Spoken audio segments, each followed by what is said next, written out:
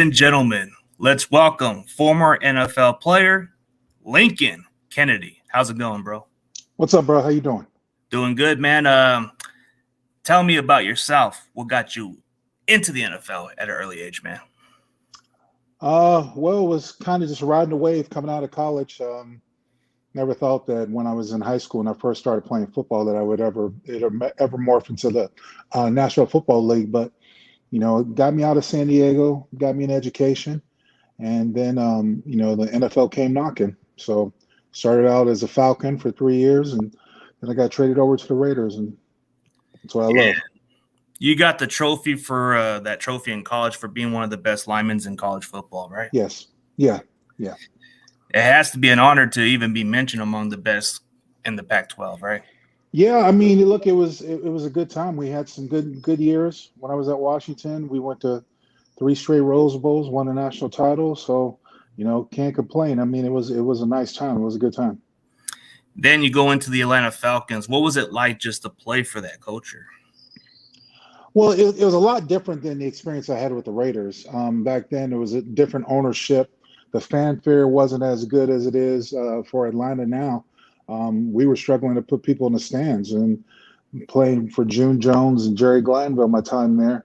It was the run and shoot. What can I say? It was one of those times where you're just trying to get through it. But I'm glad that I got out of it. I learned a lot.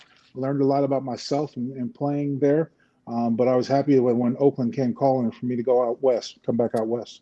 Yeah, it felt like home, but just learning from your experience from another team actually kind of builds you up better to another team. Sometimes a fresh start's always a good scenery, but I'm pretty sure when you got to the Raiders, what was just the difference over there?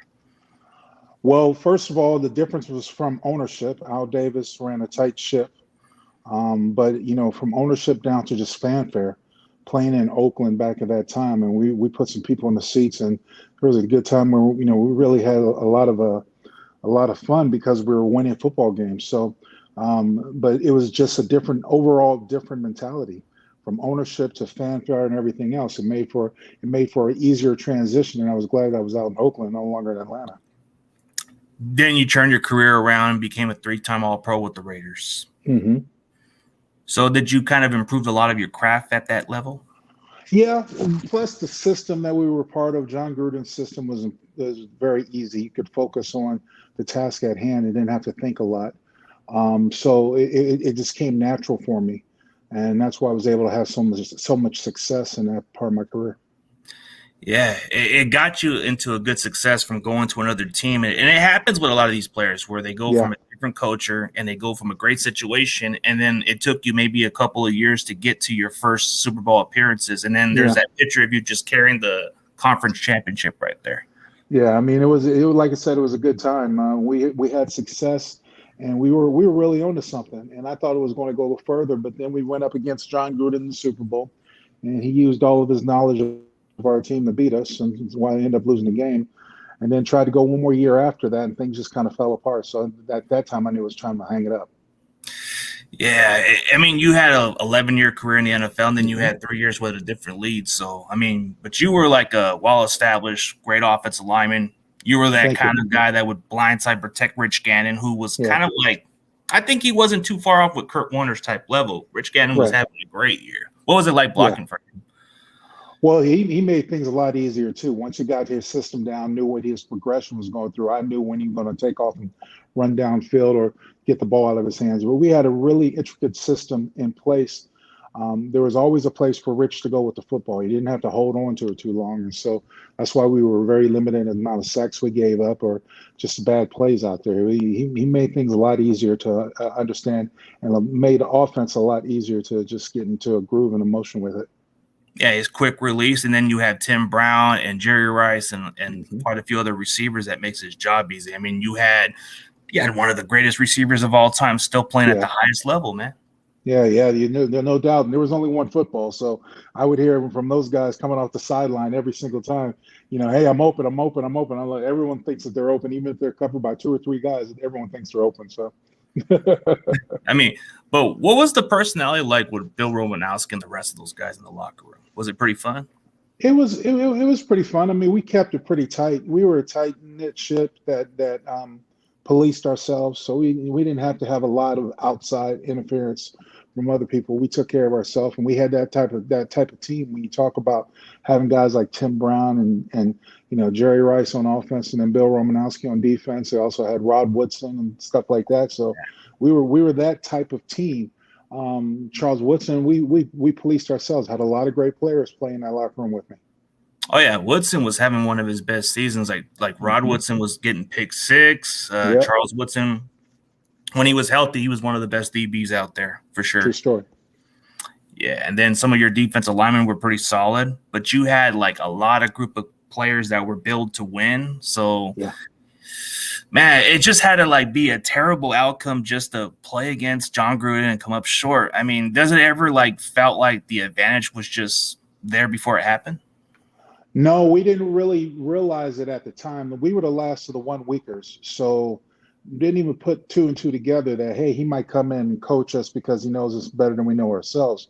So, we were completely thrown off by that time when it happened. We just going out on the field, we would call audible, and their defense would, announce where the audibles were, who's running which routes and stuff like that. So they had us to a T like that, and there was nothing really we could do about it. And yeah, it's tough when John Gruden knows exactly what to expect, and you guys are trying to change up the plays, man. That's just like a hard adjustment. It's like he was spying on you guys in the practice field, but no, he coached you guys like a year prior to that year. Yeah, well, I mean, he knew us. He put the system in place, so he knew Rich better than Rich knew himself, and so we were, that year that Rich was the MVP. We really didn't run a whole lot of different variations of plays. We just ran the plays that we ran to a T. I mean, we could beat anybody with what we had, and that's why we had so much success. Yeah, you guys had a very good offense with two of the best receivers, and then your running game with Charlie Gardner and quite a few other guys on the weapons. Dude, you guys had a very scary offense. You guys played against the likes of the Tennessee Titans and quite a few other teams out there. The Ravens were good too. But when you guys got past the Tennessee Titans for that conference championship, it had to be a good feeling just to finally get to the Super Bowl, right? Well, it was a good feeling. It's long overdue, and you can't take it for granted as a player. Those instances that ever come up. I mean, the biggest part of it to me was the fact that we won that championship in Oakland for the people in Oakland, for the city of Oakland. So it was even more heartfelt to me to walk around that city, walk around that stadium carrying the Lamar Hunt Trophy, and knowing that we're going to a Super Bowl. We finally went to a Super Bowl, and hopefully, of course, the outcome was different than I wanted, but the thing was that we gave the people, for as long as we could, a lot of joy to come and watch us.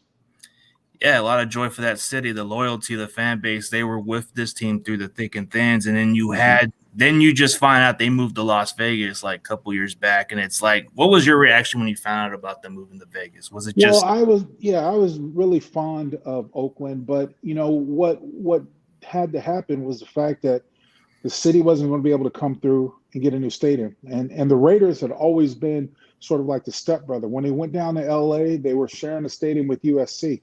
They come back, and we're the last. We're the last of the teams that had to share a stadium with the baseball team. We're the last, and it felt. I don't necessarily say betrayed, but it felt slighted because all these other places are getting these new stadiums.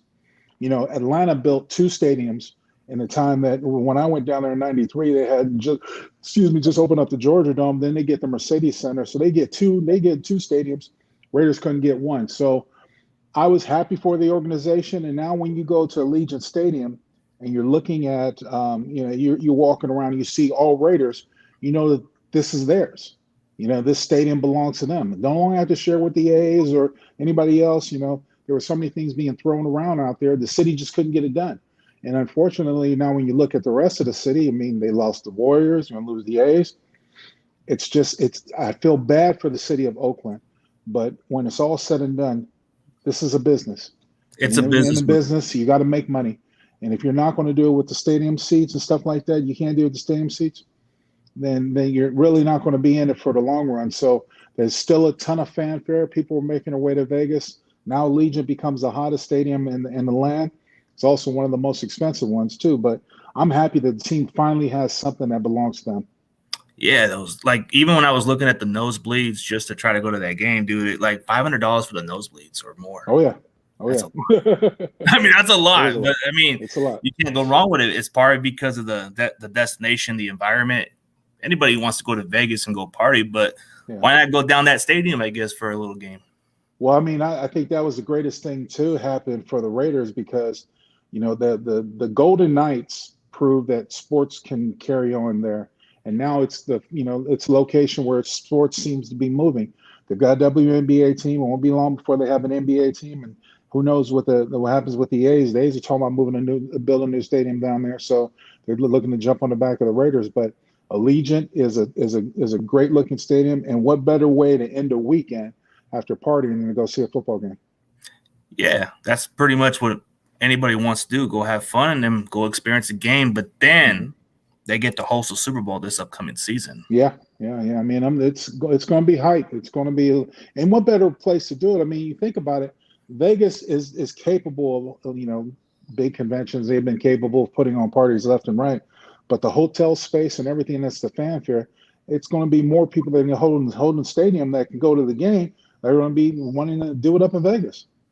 Yeah, why not? I mean, there's a lot to do over there. I mean, you Yeah, can't get any bored over there. I mean, there's a lot out there. But absolutely. yeah, you look back at your career. I mean, you had a great career, but what got you that name? Just Lincoln and Kennedy, bro. It kind of just goes with the assassin of these two presidents. Well, trust me, I have no ambitions of running for office because both of my names were killed. So I don't want to give somebody a likes of that out there.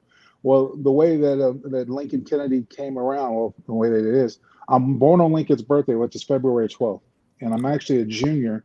So my dad, my mom gave me my dad's name, Junior. She never really liked how people shortened his name. His first name is Tamerlane, or our first name is Tamerlane, and people would call him Tam or Tammy. And she's like, I don't want that for a boy. So she started off calling me Link because I was born on Lincoln's birthday. And the nickname just kind of expanded. It was easier for people to remember Lincoln than it was Tamerlane or Tam or something like that. And so it just stuck with me. Yeah, it stuck with it. It's a catchy name, like you said. The birthday was pretty much the same Yeah. as the president, so that Yep. makes sense. So what is it like to just have a son who played in the NFL? I was extremely proud of Zach and what he was able to accomplish. And, I told all my kids, I still got two younger boys that are in high school, but that want to play sports. I told them, look, you guys don't have to play sports for me. Do it because you want to do it, and I'll help you. And so, having Zach play in his brief career with the Steelers and the Colts, I think has tuned him, a promising young man. The big thing is that he got his degree out of USC. That's what I'm most insistent on. And so, it's I like when my kids find success. They understand success, but it doesn't have to come through sports. Sports is my way to get things done and to get out of the neighborhoods. But my kids have been provided for, and they'll look for college and do their own thing. I want them to blaze their own road to glory if they can. There's other platforms besides sports. You could be a business Absolutely. person. You could run great business, do Hollywood videos like a lot of people have Hmm. been doing. Like you see a lot of these actors who were actually former wrestlers or former athletes, and they do Yeah. pretty well in that type of business. So, Yeah, no doubt about it. yeah. So, what's your takes on the offensive line for the Raiders? Since you're kind of like you follow that team and you kind of like do a lot of this type of stuff. Like, what do you think of their offensive line? Well, I think it's a work in progress, and I mean, to me, you already seen just by the history that Jimmy Garoppolo is somewhat fragile, and he's going to start off this season, with a bum leg and stuff like that. So they got to protect him. I still think they need to tune up. They need help at tackle, mainly the right tackle. Jermaine Illuminor is slated in to be that starter, but I think he's not. I think he's more of a swing tackle than a starter. But we'll see. And with this division, especially some of the pass rushers that you have in the AFC, there's going to be a lot of pressure on this offensive line. A lot of pressure coming into this season.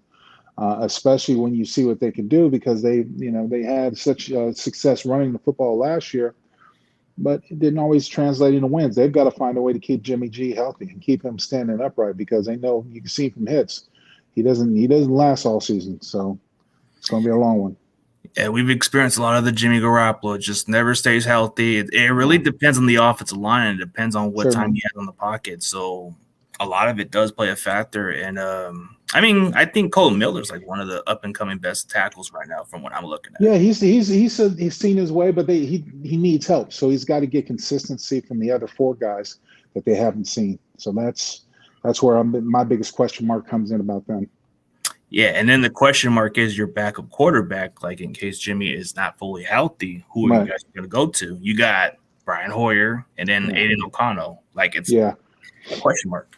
Well, I think Aiden O'Connell is a little bit of a project, but at the same point, Brian Hoyer is familiar with the system, and Josh McDaniels is familiar with him. So that's why the kind of the familiarity kind of aids. The playbook's not really extensive, and I think that, like I said, if they just take a pinch of what they did last year, being able to run the ball as successfully they did with Josh Jacobs, they can have balance. But it's going to be trying. The AFC is stacked. Oh yeah, like it's pretty stacked in that division because the Chiefs, they're defending champions. The Chargers, Right. they're no joke. I Right. mean, I guess Denver's been getting a lot of the hype, and then you guys are kind of like, you guys made some interesting moves last offseason. Yeah, yeah. It's one of those things where you've been able to control Denver over the last 3 seasons, but you got to feel that eventually they're going to get it right. And so, the way that Kansas City has controlled this division, the Raiders haven't beaten them, maybe one out of the last 12 times or something like that. Can't remember the exact number, but it's going to be tough. It's definitely going to be tough. Yeah, like you look at the AFC, I think it's still going to be Kansas City to win until otherwise. I Mm-hmm. mean, Cincinnati can be a step ahead, but I think it's Kansas City that takes the AFC maybe this year, unless something changes otherwise. NFC, if the Philadelphia Eagles can repeat the similar success, then maybe they are the team to beat. But you got Dallas, who can be in the mix, and then San Francisco, if they can stay healthy at the position at Right. quarterback. That's the problem Yeah. right there. Yeah, it's tough. There's nothing that you can take for granted when you're in this position. So if you're not getting better, the way is everyone's catching up with you, and it's going to get tougher and tougher. Yeah, it's going to get a lot tougher. But what do you think of the Niners' offensive line as a team in general? Well, I know they've made some changes. I haven't followed them as much as I did with the Raiders, so I know they have made some changes. It'll be interesting to see, but they've always been strong at offensive line, and especially with their ability to have a balanced attack. With the number of receivers that you guys got, and even Brock Purdy played well last year until he got hurt. You got a system in place that works.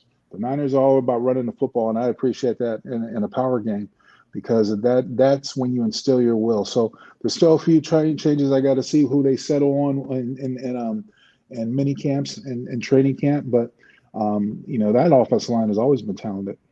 It's always been consistent with Trent Williams. McKivitz is kind of like a question mark, but I think he's a little bit better than McGlinchey at this point because Yeah, well, I know a lot of people have given up on Galinci, so he got blamed for a lot of things. I didn't think it was necessarily fair, but it is what it is. I think as a run blocker, that guy does a really good job. I'll give him his credit for that. Yeah. I mean, as an offensive lineman like yourself, you have to take pride in run blocking and do pretty good as a pass blocker at times. Oh, I always said I'd much rather go forward than back up. I was always catching guys, so I wanted to go out and hit people in the mouth. And when they called those plays, that's what I got amped for. Oh, yeah. Oh, here's an interesting question. I guess this is another player who's kind of like not too far off in the Nick Bosa conversation. Max Crosby, what do you think of him? Mm-hmm. Plays at a high level, great guy. I'm glad that he cleaned his life up and turned it around the right way.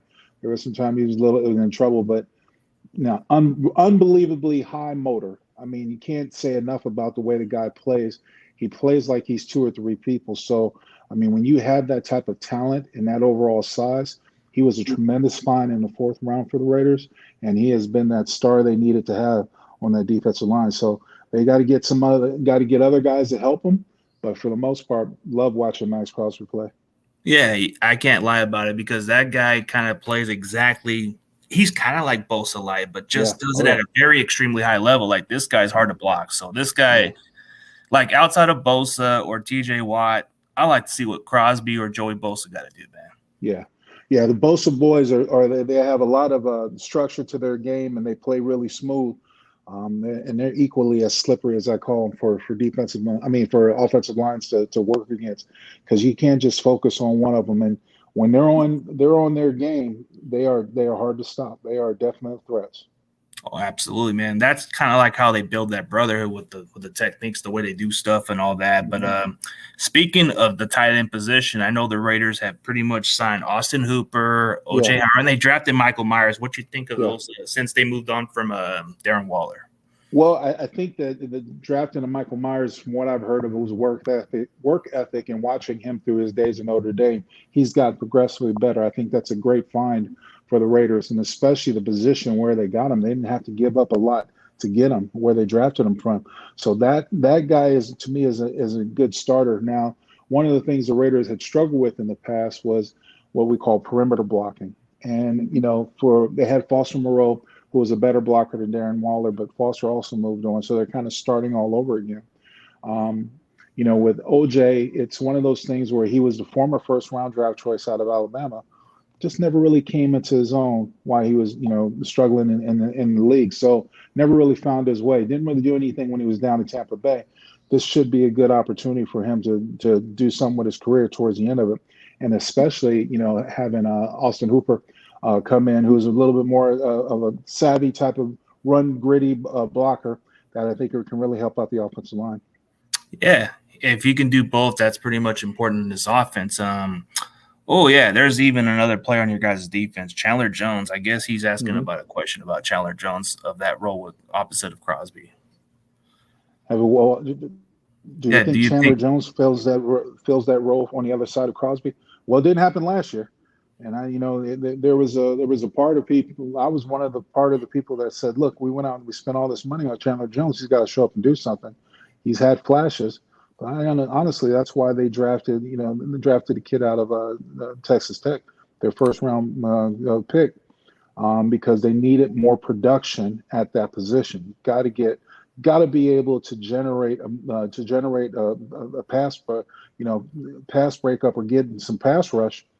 These quarterbacks out here are too damn good, and then they will tear you apart if you don't get pressure on them. So maybe this is what will strike a match under Chandler by getting Jones, the guy they drafted. Who knows? Yeah, maybe it's more of a motivation factor. Like, hey, my job isn't safe for too long unless Right. I do something. But there was a Raider cast-off that the Niners signed, which is Colin Farrell. What was your thoughts of him? I mean, there's a little bit of potential there. Yeah, there's a little potential there. Cleveland was one of those guys that you don't, what I call almost like a unicorn. You don't see an everyday down player, every player day that could play all four positions on the defensive line, and more importantly, can play every down. You got these edge rushers, guys who come in for nickel and passing situations. You got these run stoppers. But Cleveland, I just thought there was so much pressure being put on his shoulder, and it wasn't necessarily his fault. It was just where the Raiders took him. They took him awfully high in the first round. He had some potential, but he just never fulfilled it. And when Max Crosby came on, it became less and less space for him, even being opposite of Max Crosby, because they had given that to Chandler Jones. So Cleveland didn't really, to me, get a fair shake. But he had all the time in the world to prove that whether or not he's worked. Now I hope he's a great guy, so I hope the rest of his career works out for him. But he just never took off with the Raiders. Yeah, we're just hoping that he can be like an Arden Key, kind of turn it around a little bit. But I think he's got a lot to prove now since he has to compete for a starting role or a rotational Right. role. But I think he was a really good run stopper from what I was looking at the Yeah. films. He did create some pressure here and there, but it wasn't consistent. You know what I mean? Yeah, I actually thought he'd be better off at defensive tackle rather than defensive end, but there was something about him holding up at the point versus tight ends and strong tackles to be able to hold his guard in the run stance. But one of the things that I celebrated with San Francisco watching over the years is the fact they do have a good rotation, like the Philadelphia Eagles did, where they rotate their men in and keep them as fresh as possible, and that bodes well for your defensive line and getting the pressure to quarterback. Absolutely. I just think that our defensive line coach knows how to coach the best out of these players. And even with the ones who are unproven, come into this situation and perform a little unexpectedly better. Like You look at Yeah. Arden Key, he goes from 2 other teams, but he's got a payday. So he got his money in Tennessee. I guess Kerry Hyder had a little bit of a pay in Seattle and then just came back. So it's like these are just like the unnamed guys. I mean, I trust the process when it comes to developing these guys that didn't get a fair chance and probably want to prove themselves otherwise. You know what I mean? Yeah. Yeah. Well, I mean, it's up to them. You know, you always got to be mindful that there can be 31 teams out there that might need you for a job, but it doesn't necessarily mean that your door is open up for all of them. Ooh, here's one player. Before we get to the last one, we'll probably end it on a high note for this last question. How big of a loss was Jonathan Abram for the Raiders when he was healthy? He was top 5 safety in his mind. I don't know about that, Carcass. Jonathan Abram's biggest nemesis was the fact that he could not cover. He was not a good coverage safety. And when you're playing in the league, like especially in this division, when you have Travis Kelce and those guys, then your safety becomes a liability rather than a helper. The Raiders drafted him because they wanted to bring some tenacity to the defense. They wanted to bring some attitude to the defense. But there were times where Jonathan Abrams, he couldn't. There was times he could stay healthy and he could be a force, but he became a liability. And under this defense that Patrick Turner is running, he's got to have safeties that can go from sideline to sideline. Even if they're playing a 2D system, you got to have a safety who can cover in the box. That became a liability, and that's one of the reasons why the Raiders had to move on from him. Partly because his coverage was a little off, but he was more of a in the box kind of guy. But at the same point, you need it. You can't have a guy who, if he can't cover in a nickel or a dime situation, when you have all these teams that are opening up, if you can keep him in the box, like a Troy Polamalu did back with the Steelers, he could be a force. But there's going to be times where he's got to cover. Yeah, for sure, man. Hey, it's great knowledge to get it from somebody who knows the game, and maybe down the road we'll probably chop it up a little bit at some point, bro. I respect your game, even though you played on the dark side, but you played this position for many years, and it comes with knowledge, bro. Like, we got to respect it, and we got to appreciate guys who came into the league and put in the hard work, man. A guy like Lincoln Kennedy, man, it's a great story. You come into the league, play for another team, and it wasn't quite working out. Then you go to this other team and it had great success. And then you do what have you done lately? Well, I call games for the Pac-12 network. I also call the Raiders games for the radio network. I own a couple of restaurants. I own a restaurant here in Phoenix. I own a restaurant in Henderson and Vegas, about to open up a couple more franchises. So that and taking care of being a father to 3, that keeps me full. It keeps me busy. Yeah. Okay. Last question right here for Sajin. I guess that he wants to ask this one. What was your most memorable to you?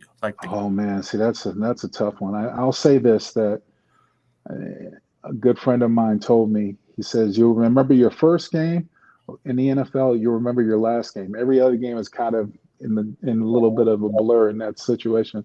But I would probably say the best time I had is when we beat Tennessee in the AFC Championship in Oakland. And then we'll get to host up the Lamar Hunt Trophy, like I'm doing in a picture underneath here that you got down here. That was a good time. That was a good time because, like I said earlier, I love the city of Oakland. No matter what anybody said, I had friends there. I've watched those fans come to that stadium when the Raiders didn't win anything, and they were just completely shitty.